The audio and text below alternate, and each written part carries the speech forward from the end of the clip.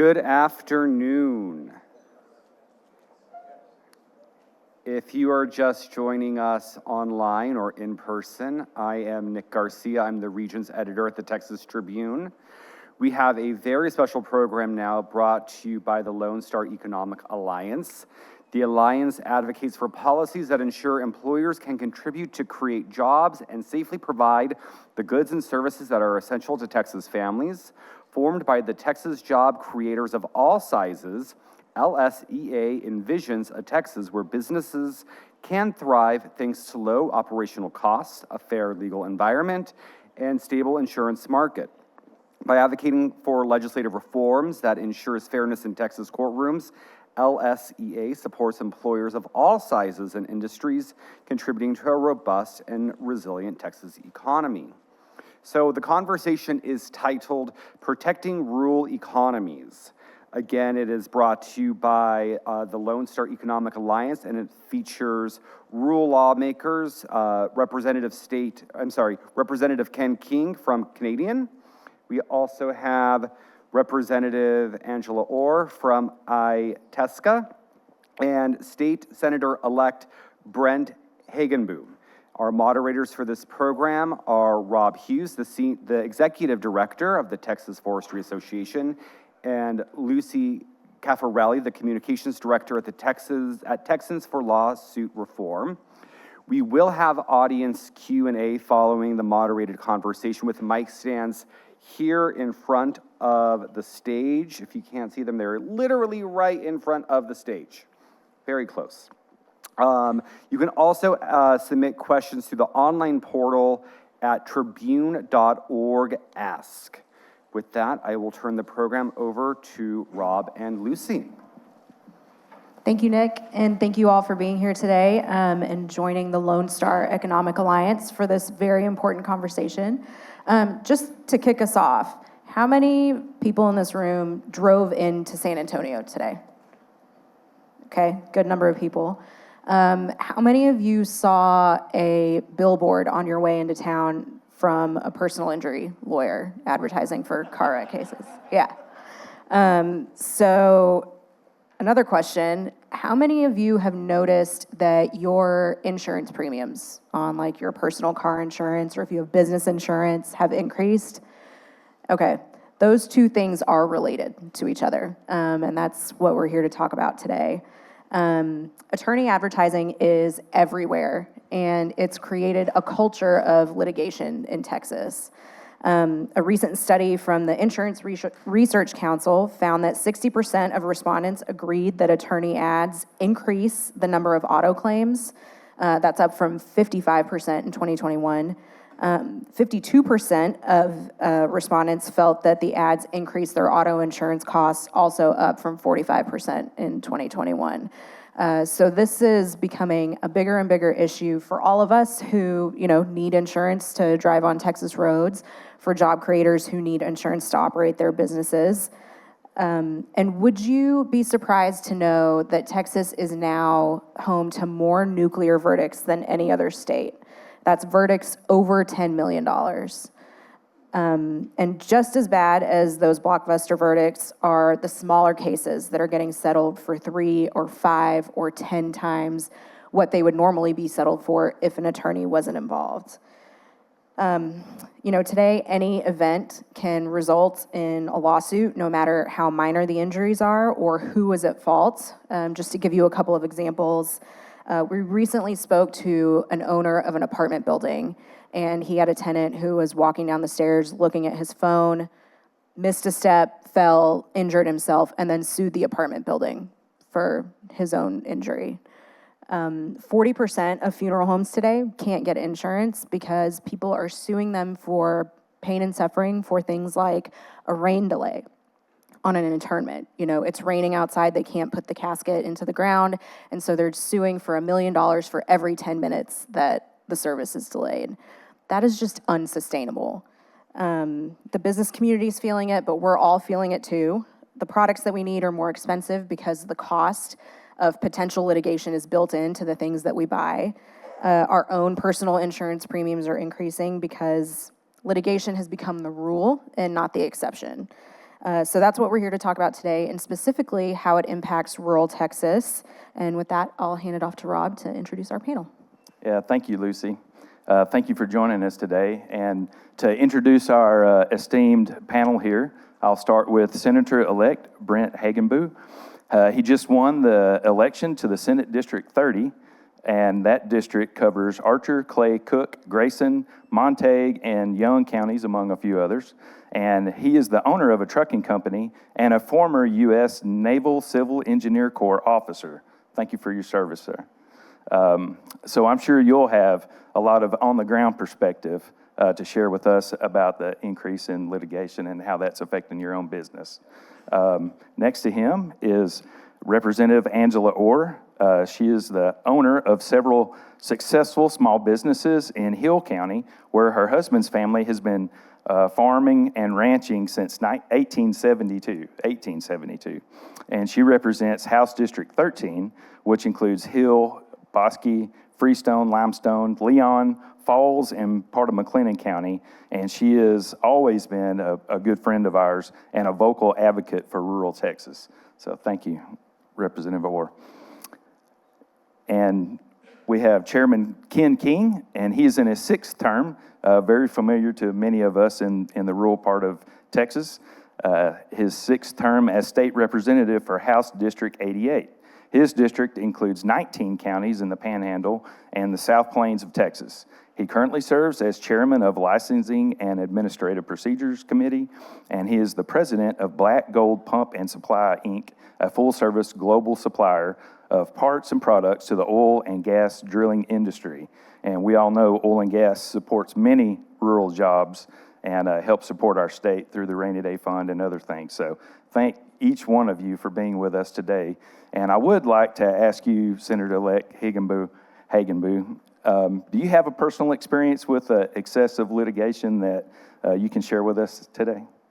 Well, we got 600 trucks and 750 tractor-trailer drivers, so yes, the answer is absolutely yes, we get sued.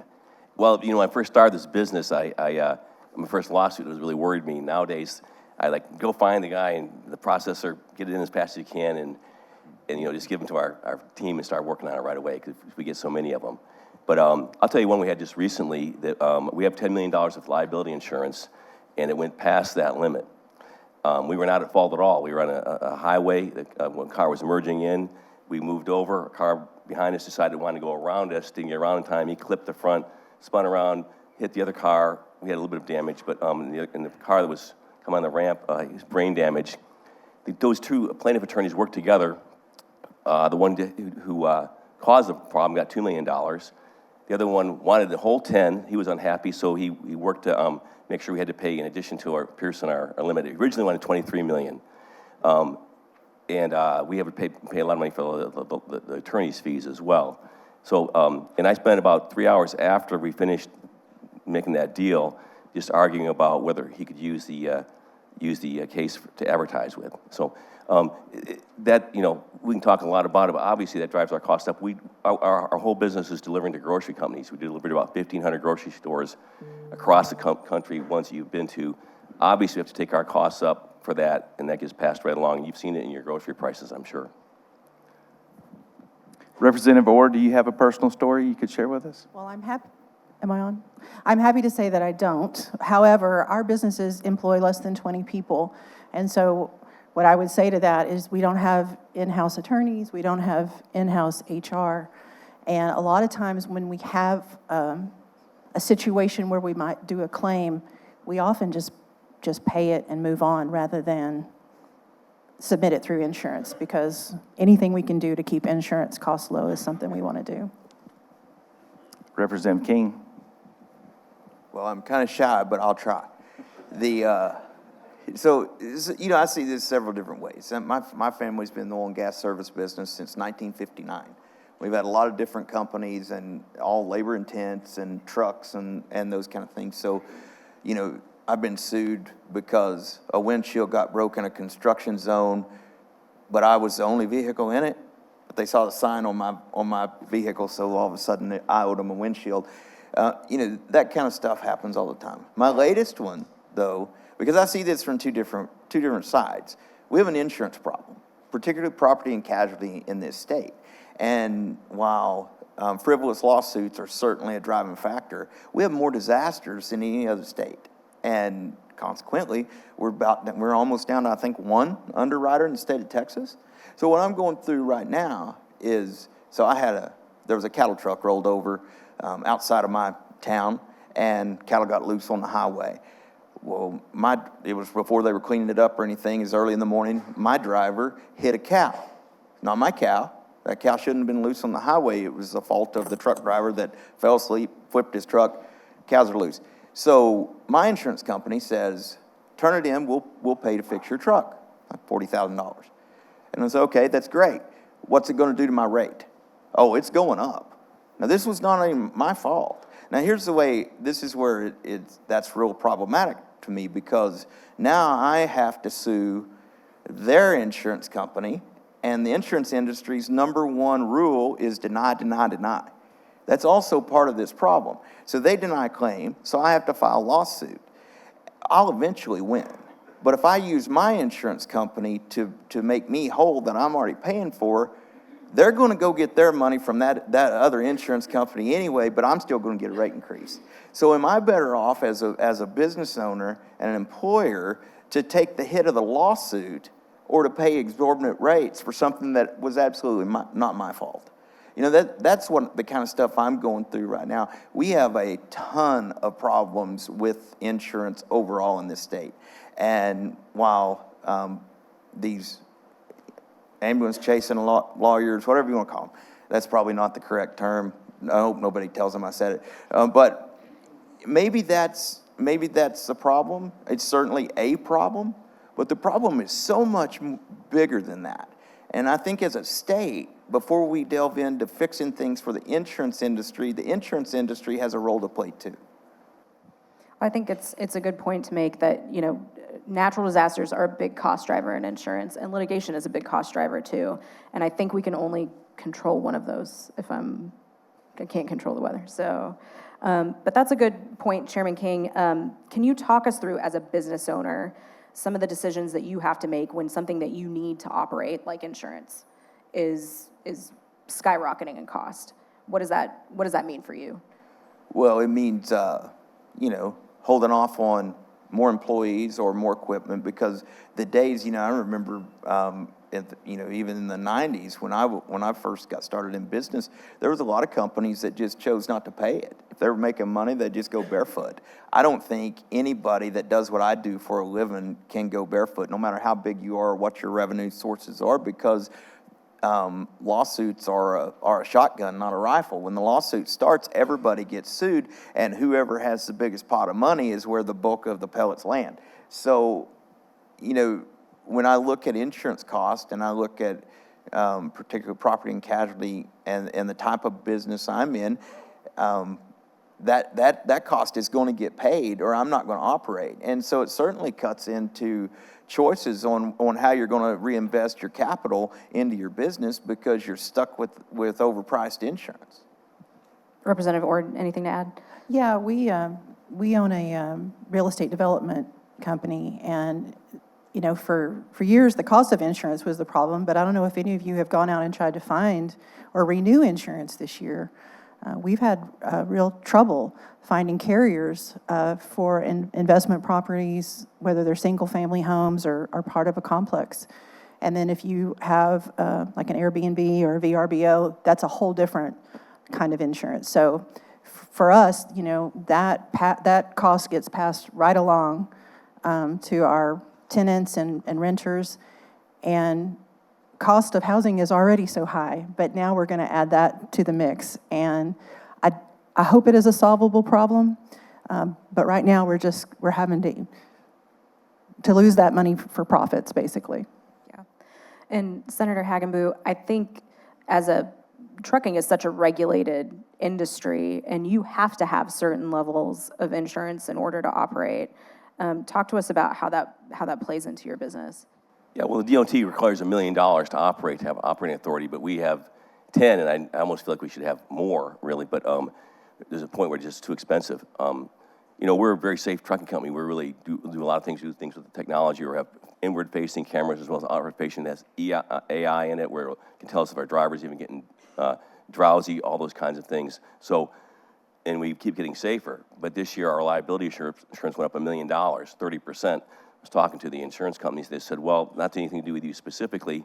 It just has to do with our overall losses gone up, and we have to do this for everybody. So we go on, let's try to mitigate that by taking more risk on ourselves. So, you know, we're doing like $300,000 risk ourselves before that's our deductible. That's just extremely expensive. You know, what do you do in a business? I mean, very simply put, you either have to cut costs or find more revenue. Well, a trucking company makes at best 10%. So if you're talking about $10 million suit or something like that, and you're talking about, you know, you put $100 million in a new business on to cover that essentially, right? I mean, so, or cut costs, or your point, we have to decide, you know, maybe we don't want to do as much business anymore. Maybe we just can't add business, add jobs. And I don't know frankly, I don't know what the world's going to do without trucking companies. And a lot of them are going out of business, particularly smaller ones in rural areas. Trucking companies have to handle 80% of everything, food, everything you bring. If we put them all out of business, I'm not sure what we're going to do. And I don't think for that, you know, it's not unreasonable. I mean, a lot of them are going out of business because of these reasons: insurance costs, these lawsuit costs. You know, if I could follow up on that, because you took what I was saying further, and I think it's an important point. When you talk about you have a threshold of what you're just going to pay for out of pocket before you ever call your insurance company, and we all do that. And it'd be interesting to know if there was a number, you know, small businesses or businesses of a certain class that are all paying premiums, but we're all scared to use our insurance. I mean, insurance is the last resort. If we're not going to turn it in on everything that comes down the pike, and you know, that's the same for property and casualty, and as it is for health insurance. If we can pay for it and not take that rate increase that is guaranteed to never go away, no matter how safe your company is or what your record is, once your rate's gone up, in my life, I've never seen them say, hey, you're a better company than your competitors, we're going to give you a break. So, but that is an absorbent amount of just out-of-pocket expense, because nobody wants to call their insurance company unless the disaster, whatever it is, hits a price point. And so is it safe to say kind of across the board, everybody's experienced rate increases just in the last year, 2 years, 5 years? And to your point, there's part of the reason is there's not as many insurance carriers, particularly in the trucking industry. They're just fewer and fewer of them want to be in this business because of the nuclear verdicts and the risk they're facing. And I'm curious, you've been in business for a little while. Do you talked about that first lawsuit kind of being like a scary moment, and now it's kind of old hat to you. Are you seeing more of them today than you did when you started? Yeah, absolutely. And I think it's driven by what you just talked about at the beginning, where all the advertisements, and it's become a business, right? I mean, you see large private equity firms, BlackRock, getting in and funding these cases. And, you know, in the insurance, the plaintiff's attorneys will tell them, don't use your health insurance, run up the insurance bill, the medical bill. It's a business. And then you see at the Super Bowl, what was that guy's name who had 3 jets behind him? Some I'll call it ambulance chaser. And I don't know any trucking company owners that I know of, even the larger ones that have, you know, a jet or 3 jets. It should become ridiculous, I think. As small business owners or large business owners yourselves, you have to fight these battles, and so you know that, and you bring that to the state legislature, and you understand that from a personal standpoint. How do you convince your colleagues that this is an issue that aren't from rural areas, that don't see the small business impact there, that need a little nudge in the right direction to help us tackle a problem like this that's really going to curtail, you know, the small businesses more in rural areas? I think it's important to note that, you know, small business make up about 50% of all businesses, but in rural Texas, it's a higher percentage than that. Private sector employees make up 50% of the workforce, and out where we are, I would say probably 70 to 80% of our employers are small businesses. I also think in rural Texas, when a hospital or a manufacturing facility closes, it doesn't come back. I mean, those institutions were started by somebody locally who saw a need and wanted to fill it. And nowadays, corporations own the hospital, and once you lose that employer, they're very seldom coming back. And so I think it's important to fight for that. But, you know, the problem with bad lawsuits starts with law. And so I would highly encourage people to pay attention to legislation and to let their legislators know specifically, not in a general sense, but specifically what this may do to their business. Because we have to have small business. Texas is about small business. And so we need to make sure when we make laws for big business, it doesn't have a negative effect on our small hometown businesses. You know, when I was campaigning across my 11 counties, people would talk about their grocery prices, but I was amazed that the next thing they talked about was their insurance prices.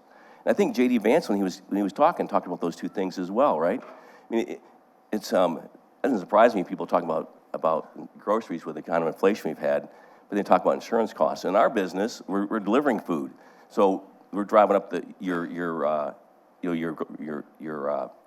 grocery prices as well. So I just think that everyone's constituents has seen a problem with affordability, and that's got to be something that we can talk about amongst ourselves in the legislature and say we got to address it somehow here, and this is a big part of it, I believe. So in rural Texas, which is where I'm at, and I have 19 counties, which you did not read mine off. I just want everybody to know you left me hanging. You didn't read all my 19 counties. You could go ahead if you want. No, that's fine. But the truth of it is, you know, rural Texas, particularly west of 35, and then parts of East Texas, that's what's really left of rural Texas anymore. And 80% of the wealth in the form of food, fuel, and fiber comes from where I live, not right here. And so I think the goal is always, as tactfully as possible, to convince our urban counterparts to listen to the facts. You can have all your widgets and pharmaceuticals and all the stuff you do in the cities, whatever it is, but you can't do it without us. You do it without food, do it without fuel, do it without fiber. Show me how important you are without what my constituents do. And you know, I've had some over my career. I've certainly had some. I use the word colleague loosely in this case, but I've had some colleagues that wanted to fight back on that. But the fact is, you know, I had one time tell me, do you really think you deserve the same type of, you know, state funding and services that we do in the city because, you know, you chose to live out there? I said, okay, great. Do you really think you should have a shirt or be able to fill your car up with gas or eat a steak? Because that's what we do, you know. So, but I really believe in, and the senator is 100% correct. And I know he hadn't been there yet, but he's right on point. Most of our colleagues in the legislature realize that all parts of Texas are important, and we need the cities. They need the rural, and I've seen fewer bills over time that actually target rural in favor of urban. I don't really see that in the legislative process as being a problem, but I will tell you, as a rural representative, I'm always looking for a population carve out. You know, just because it works in Houston or San Antonio, don't be putting that stuff on my people. And I have very few. There's very little heartburn in saying, okay, you want that for your constituents, just leave me alone. As a business owner, you know, you guys are all seeing the problem firsthand, but many of your colleagues might not have had the same experience. How can we as constituents be effective advocates for the type of reforms that are going to make a difference? Well, I think you can call your state rep or state senator and tell them, you know, hey, I'm tired of high grocery prices, high insurance prices. What can you do with this? We've heard about these major cases, big companies, big private equity firms making money. It's out of our pocket. So we need to do something about lawsuit reform. And I think we'll have some legislation on that. And I think it needs to be fair and done right. But I do think that this has gone on too far. We have to make some changes. So when I'm not in Austin, across my 7 counties, I often get invited to take tours of local manufacturing and small businesses, and I take advantage of that because when you get into rural Texas and you go into a small business, it becomes really personal really quick. These are families that depend on this business to operate. The community, Friday night football, they need them to be a sponsor. A lot of times the local business is one of the biggest customers of the local hospital. And so I think legislators need to get out into their communities, and if they don't have small businesses, they can come to House District 13 and I'll take them on a tour. But I think it's actually getting in there and interacting with small business owners and finding out what their extreme challenges are. Well, I'll say this, and actually I think I see some of my constituents out there. Y'all are a long ways from home. Thanks for coming. That's awesome. So, but they'll back me up on this because I've said it to every one of them. Don't ever assume your legislator knows anything. Just You come heard on. it here first. There's going to be 9,000 bills filed this session, and there's no way any of us can sit there and read through all of them and know how each piece of that affects you. This is still a citizen legislature, even though some people think we should go year-round these days. And that means the citizenry, the constituency, has to weigh in, has to say, hey, this is good or this is bad, and here's why. Just to go to the floor in our chamber and say, we don't like it, well, that's not much of an argument. But if somebody who actually knows how it's going to affect their business tells us this is why it's bad, we win. And we look unbelievably smart when you participate. I think that's a big thing for people who maybe aren't used to participating in the legislative process, is to know that those phone calls do matter. Running into your representative at the grocery store or at church, those conversations matter, and they take that with them. Because I think sometimes people see it as kind of an intimidating process. And that's part of the reason why we wanted to form the Lone Star Economic Alliance, because, we wanted to kind of get a big group of job creators, people from all over the state, from all sizes, together, kind of speaking in one voice and saying, this is a problem for us. There's definitely power in those numbers and being able to, to get that message to lawmakers. They want to hear from you. They don't want to hear from the folks in Austin so much. They want to hear from the people in their communities. So this is my shameless plug for the Lone Star Economic Alliance, but we're at lseatx.com if you're interested in seeing what we're about and adding your name to the list, because those voices are really what makes the difference. When I started dealing with the legislature a few sessions ago, I always thought I was bothering or, didn't want to bother my state rep or other state reps that are out there. But y'all, they signed up for this. They campaigned and won your vote to be able to represent you. And that's one thing that I have learned by being in the Capitol and visiting their offices. They're extremely excited to hear what you have to say and how the duties that they have to fulfill as a state legislator will affect your business and your families and your daily lives. So I know as an American and as a Texan, you mentioned the disasters that we have to deal with, and we've seen some horrible ones lately in the news and other parts of the country and even here in our own state.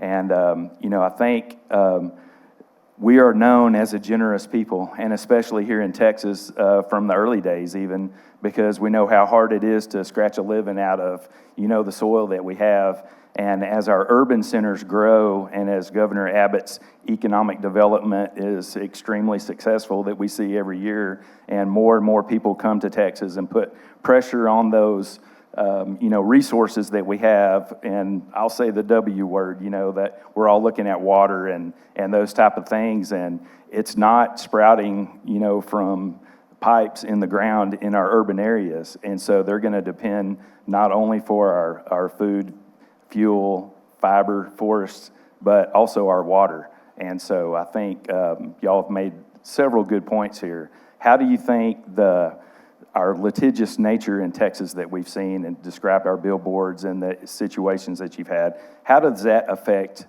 the governor's effort and our own effort in rural areas to grow our economies and do economic development work there? Well, I think certainly if you're gonna put your name on a banknote and you're gonna start a business and you're gonna accept the liability and all, the good and the bad that comes with that,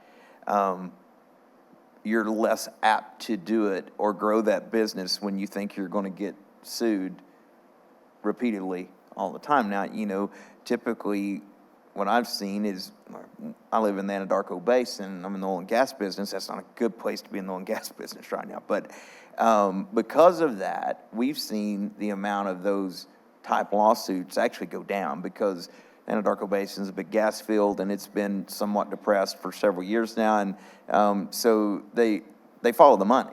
If you had somebody that represented the Permian Basin as a whole, which I do have a piece of it, but you see more of that down there because the lawsuits are going to follow the money, and so wherever the money's being made, you're going to see more of it.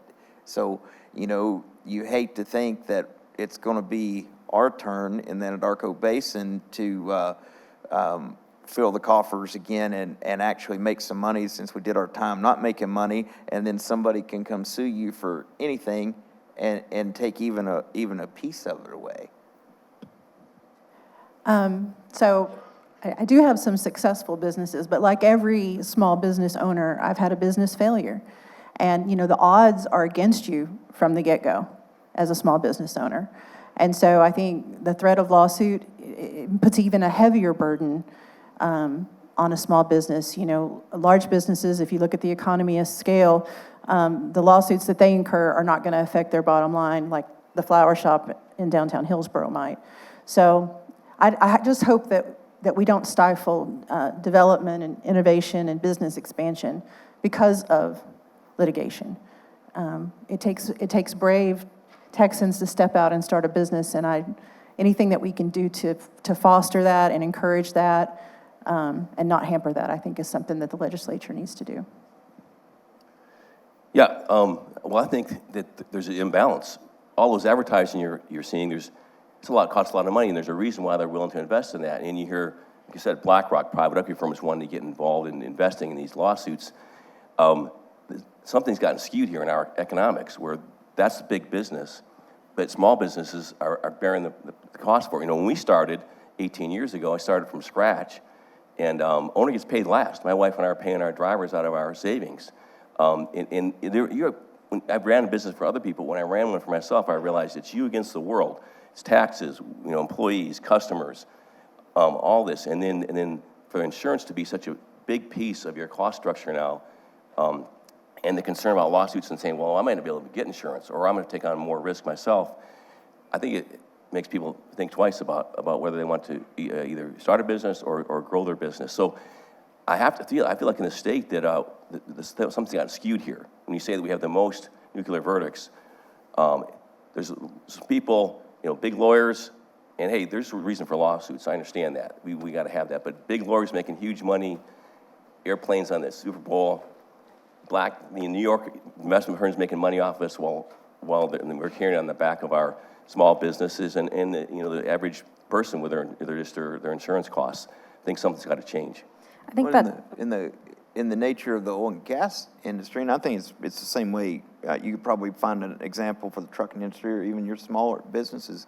But in my world, the oil or gas well was this much money. It costs this much money for the oil company to operate it. But for me to go on their location, they're jumping my umbrella that they require me to have doubled in the last 2 years, from $5 million to $10 million on almost every operator.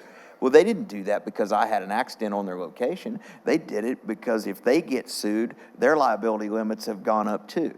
And so they know when a lawsuit comes, no matter whose fault it is, everybody on that location is going to get sued. So if they can force me into a higher liability limit, I can share more of the burden of the cost, whether it was my fault or not. And, this is a vicious cycle that we'd seem to just be repeating. And while I know we're talking about lawsuits and the billboard lawyers and all that, there's so much more to this that's driving the cost of insurance that it's it's not just one thing. I mean, we could spray for trial lawyers and get rid of them. that's not going to fix the insurance industry, because this goes much deeper for a business owner. It is a complicated issue, certainly. And I want to go back to a couple of things that Senator Hagenbu said, because I think sometimes when you start talking about lawsuits like this, there's this perception that, all lawsuits are bad, and that's not the case at all. No, not at all. There's obviously a lot of great attorneys, and there's a reason for lawsuits. Yes, absolutely. And we need to protect ourselves sometimes.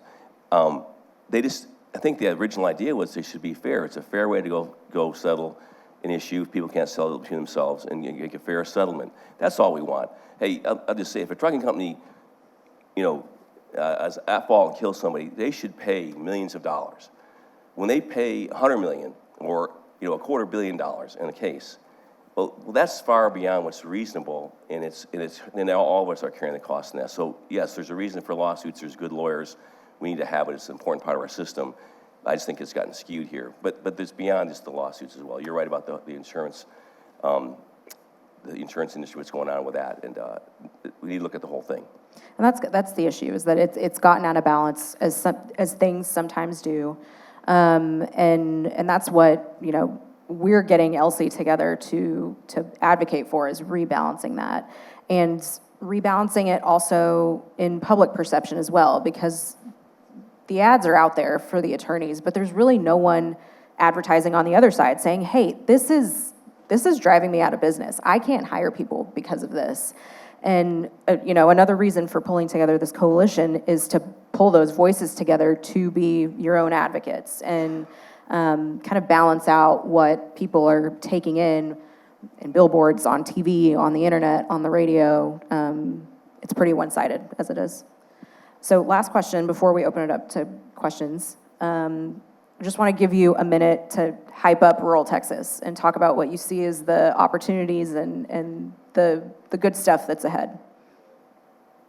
Well, if you want to start a small business, come to rural Texas. We don't have hard regulations. We have a lot of people eager to work. We have a lot of natural resources. I am always amazed. A day doesn't pass that I don't discover a new business in my area that I am shocked to find that somebody that makes dog shampoo moved to rural Texas from Connecticut to make dog shampoo. I mean, I have so many questions, right? But at the end of the day, they're welcome here, and we want innovators, and we want good businesses here. But yeah, I think rural Texas is a great place to have a business, and community support is a huge deal, and yeah, that's where I am. I tell people the wheel didn't fall off the wagon. I'm here by choice. So rural Texas is a great place to live. It's a good lifestyle, and it's a great place to have a business. You don't live in rural Texas, I guess I should talk. Listen, I tell people all the time, I go to my constituents, I go to Austin so you don't have to. That place is awful. We love San Antonio, by the way. Everybody's here. We love San Antonio, but not so much Austin. And, as much as I gripe and complain about the inequities of urban versus rural, which typically when you get in the legislature, that's where the fights are, is urban versus rural. I've never contemplated changing my zip code. It is a great place to live. And particularly Canadian Texas is like truly God's country. Even after the fires, we have something really special going on up there. And I see my friend from Childress. I should say Childress too. But if you want a good place to make a living, to raise a family that has morals and values, which as a nation we seem to be on short supply of these days, come to rural Texas. The more innovative people that come that want to do good things, the better our little towns can get. I saw it when I moved back to Canadian Texas in the 90s. There was nothing there but old people and their parents. And the town was just on a downhill slump. And then the internet came around, and people started saying, hey, I can move back there and raise my family and have a quality of life that I can't have in the big city because I can do my job now from rural Texas. And we saw a real resurgence of people that wanted to be on the various boards and community activities. And when you bring in that kind of energy and those kind of new ideas, your town, no matter how small it is, can be a really cool place to live. And so I would encourage those that want to contribute to our society, please come and check out where we live and let us show you that you don't have to live where it takes you 3 hours to get 10 miles. Unless you're from Austin, then stay down here. We want to keep that place weird. But everybody else, come to the Texas Panhandle. We got lots of room. You can buy property from a reasonable rate. We don't have, while property taxes around the state continue to grow at an exorbitant rate, rural Texas is still best bang for your buck. And my district is changing. It's 11 counties that are growing rapidly. We have a mix of more populated, Denton County's getting more populated, and a lot of rural Jack and Young in those counties. But like Grayson County is growing rapidly. We have putting in a $30 billion chip plant there. It's a great place to live. It's just going to be a fantastic, the level of thousands of six-figure jobs. We have Frisco. I think it's a world-class city. We have the Cowboys there, the PGA. So it's a great place, and Parker County is one of the fastest growing in the country. So I love rural Texas as well. We live a little bit out, and it's a great place. The values are there, like you talked about. It's Texas values, sense of community, which is great. There's a lot of value there, and I think some of the reason why we're seeing businesses move to some of the places in my district are businesses are realizing they can get great people. When I look at a resume, if I see somebody born on a ranch or a farm or work there, I know they got a work ethic, right? You're going to get honest people are going to work hard, and so I think we're seeing businesses move out there. In some cases, maybe too many too fast, but it's a good thing overall. All right, folks, I think we will open it up to any questions from the audience.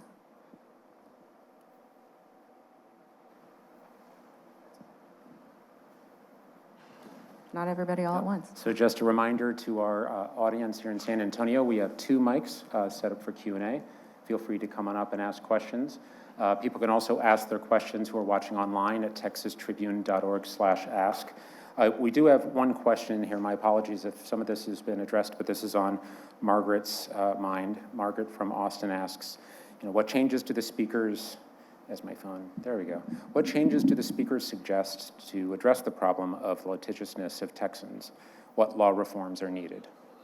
So I'll tell you that one issue that we're seeing kind of across the board with these attorneys who advertise is that they are working with a specific network of doctors. It's doctors that they have agreements with that they're going to send their clients to. So when you call the attorney, they say, don't call your doctor, don't call your insurance company, I'm going to handle everything. They send you to their doctor bills and bills and bills. They never submit the bills to your insurance to get reimbursed. They're probably going to treat you maximum, probably more than any other doctor would treat you because they're looking to increase the value of that case. And then at the end of the day, the lawyer is going to submit those bills without any of the discounts that you would get by paying through insurance as the damages in the lawsuit. So it's kind of creating an imbalance where the medical bills are really driving the cost, and they're not really tied to a rate that any doctor would accept on the market. They're basically naming their own price at that point. So one thing that we think is important is to tie the medical bills in litigation to a real world reimbursement rate, what a doctor would actually be reimbursed for from an insurance company or from any kind of third party payer like that. I think that's one big driver. And then of course, if they can submit, a huge stack of medical bills, then they can also say, well, this person has a lot of pain and suffering, and it jacks up those damages too. So it kind of goes hand in hand. So that's one thing that we're looking at addressing through legislation. That's a great question. Hi, my name's Wendy Cook. I am one of Ken King's constituents way up in the Panhandle. I'm going to say 2 different subjects. I'm going to ask you to talk about something, Ken. First of all, my husband is a rural physician. One of the challenges that I find that he fights when he's trying to give appropriate care to a patient is he's fighting with the caller at the insurance company while the patient is in the other room, trying to fight with that insurance company saying, my patient needs this for A, B, and C, and you need to cover it for these reasons. And that insurance person is saying, oh, I'm sorry, it's not on our list. So just as a reminder. Switching subjects, the second thing I'm going to ask you about, Ken, is would you please paint the picture that our part of the world is now facing when our ranchers can no longer qualify for insurance based on the wildfire that just happened? Certainly. Well, if you don't know where Canadian is, we did make the news. Unfortunately, we lost 57 homes in our little town of 2,300 people, and then out of the 1,700,000 acres that burned during the wildfire, it affected, most of it was in 2 counties, is Hemphill and Roberts. And if you look at the cattle losses alone, so right now, if you buy a bred heifer, they're around $3,000. That's probably even low at the moment. We lost 17,000 cows in that fire. The cattle losses alone were $50 million. Most insurance doesn't cover. If the rancher had herd insurance, maybe they're going to get some of that back after the lawsuit, by the way, because the insurance company isn't just going to say, hey, you've been paying me this premium, watch me write you a check. There will be a negotiation or a litigation for a lot of these ranchers. And then the other thing is property insurance doesn't include fences. I didn't know that when we caught on fire. Most of my neighbors didn't know it. And so now what those ranchers are looking at, because now they're waiting on their FSA money, it's a federal program. The thing everybody in Texas needs to know is there is no FEMA for Texas. There's no FEMA dollars. Texas has a $54 million per disaster threshold before FEMA will show up. Now, you compare that to Louisiana or Oklahoma or New Mexico, who have $5 million thresholds. So the only way you ever get to the $54 million is maybe downtown San Antonio gets wiped out, but that $54 million is only municipal building, only taxpayer-funded property. If it's eligible for private insurance, it doesn't count in your disaster. So we've had a lot of private donation, which we're very thankful to help these ranchers get back on their feet. But even though FEMA's not coming with federal dollars to directly help, you still have to have a FEMA designation to get the FSA money. And so now these ranchers they're going out and spending what they have left to enclose their property back, and they're probably 3 years getting the reimbursement back from FSA. And by then, the private donation's gonna be gone, the insurance limits are gone, there's nothing. There's nowhere for them to turn. And there's so many ranchers that are up there that aren't going to build back because of all the things I just mentioned and others. And now you think about something. 17,000 mama cows died in that fire. 40% of the fed cattle in the United States come within a 100-mile radius of Amarillo. That's going to affect every one of you. You think your beef prices are high at HEB now? Let that sink in. When 40% of the cattle that for the entire United States cannot be replaced. In 3 years, you're going to see it. It's going to affect the state food chain, it's going to affect the national food chain, and frankly, it's going to affect the worldwide food chain. So, we only have 11 minutes left, and I can go on. So I'm going to leave it there. I hope I answered your question and painted the picture you wanted these folks to know about, but those are definite challenges that we're continuing to go through and will continue. I think we have one online question, and then I think we have a gentleman from the audience here to ask a question. In many jurisdictions, mediation is required to get on the docket. Is this something that could be considered in the lawsuits being discussed? If not, why not? That is a great question. I only play a lawyer on TV. But I think that, we're open to whatever solutions are going to rebalance this process. That one specifically, again, I can't speak to, but I think that, it's clear that something needs to change. And we are always open to feedback from the people who are actually doing this day in and day out at the courthouse. The litigators that are practicing in these areas, their feedback is very important because at the end of the day, we're not the ones that are out there putting this to use. So I would encourage anybody, if you do have ideas like that, to visit lseatx.com and submit them their suggestions, and we will get them to the attorneys that are working on putting these solutions together, because I think we want to make sure that we get this right. Say, the case I told you about, we went through mediation.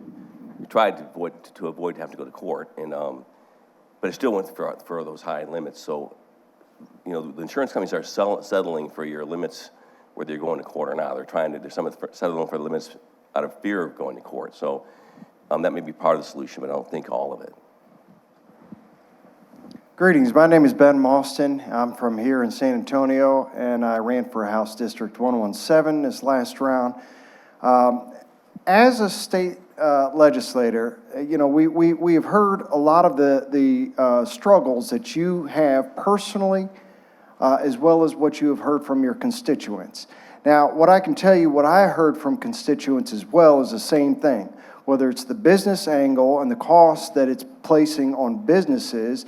And actually, on a side note, people don't realize the cost of living and the increases and correlating that to the overhead that these businesses have, property taxes, but especially insurance, so on and so forth.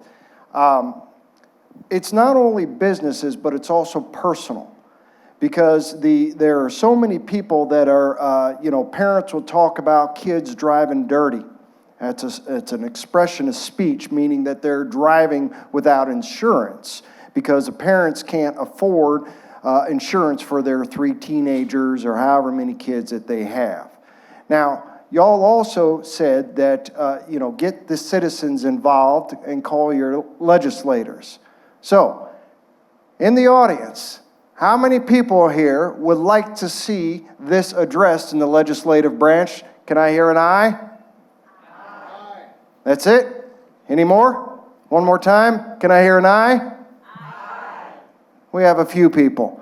Can you please take that as a note and please tell us what you are doing specifically to address what is being, you know, what has been identified? Because each of you examined or mentioned that the problems, they didn't just happen yesterday. The ambulance chasers, the lawyer, the cost of legal, the tort reform that's needed, all the different things. So what are each of you doing about that, and what can we expect from you this cycle? Thank you. Well, 2 sessions ago, the legislator took up HB 19. And I wasn't even planning to run for office, and I didn't know I was going to do that. But as a trucking company owner, I went down and testified for it, and we made progress on tort reform, at least in my industry. But since then, we've seen that some of the lawyers have figured out ways around that, so we have to tighten that up a little bit. But there's other laws and legislation that we can do, whether it be some of the things you talked about with the way they handle medical costs. I don't know whether there's some kind of limitations we can do. This idea that big private equity firms are involved in investing in it may be something to consider.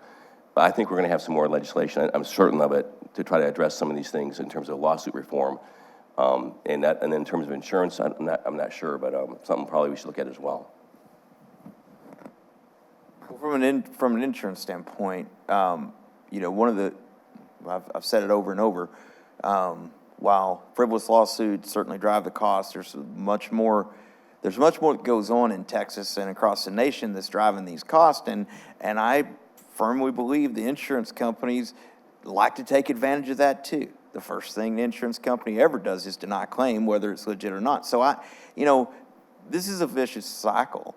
But one thing I do know, when you go back to the wildfire for a minute, or the hurricanes we have, or the tornadoes, or all this stuff, every time something like that happens, we all get a rate increase. And for years and years in the Texas Panhandle, every time there was a hurricane, we got a rate increase. Yet, this is the first time the entire state took a rate increase over a wildfire. That's something that's going to continue to build if we don't do something. Wildfires get out of control largely because of wind. And I say it all the time. The Texas Panhandle doesn't have a wind problem. The wind was blowing the day I don't remember it, but I guarantee it was blowing the day I was born. It blows all the time. What Texas has overall is an 80-year-old infrastructure problem.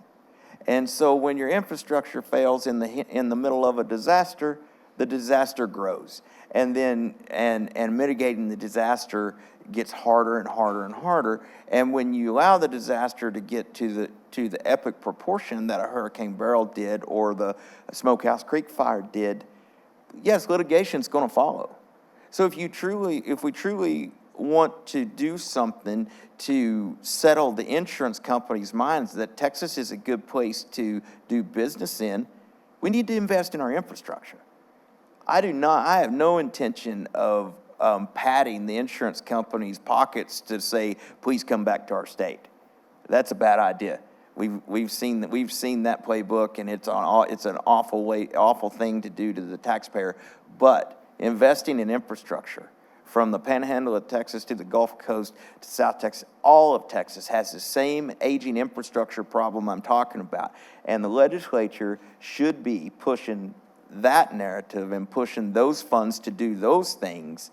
And then I believe, with the help of maybe modifying legal activities, the market will work itself out. But if we don't do something about our infrastructure problem in this state, there is nothing we're going to pass in the legislature that's going to keep insurance companies here, and the ones that are going to be here will continue to have exorbitant prices. Well, and it's so important for economic development as our population grows. Infrastructure is going to continue to be a big challenge. I agree with you about the uninsured driver situation. I think the state is facing that a lot. I see that in our communities, and so I think a bill for something like that is an important thing to examine. Well, and think about this, though. I mean, this is another piece of the uninsured driver.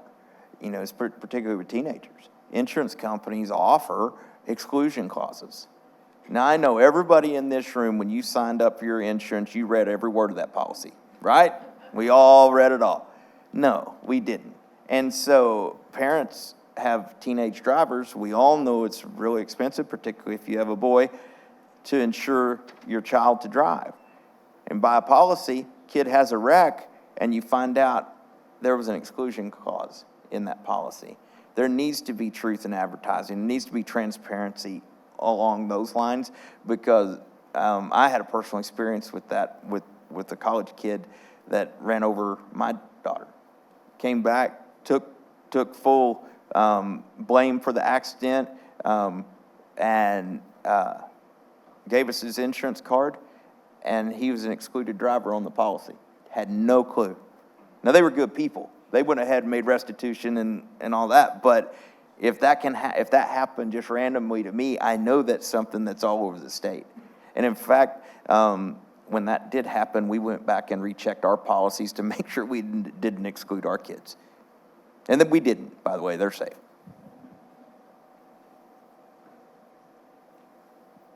Okay, well, thank you guys so much for this conversation. It's been really informative, and thank you to each of our panelists, Chairman King, Representative Orr, and Senator-elect Hagenbu.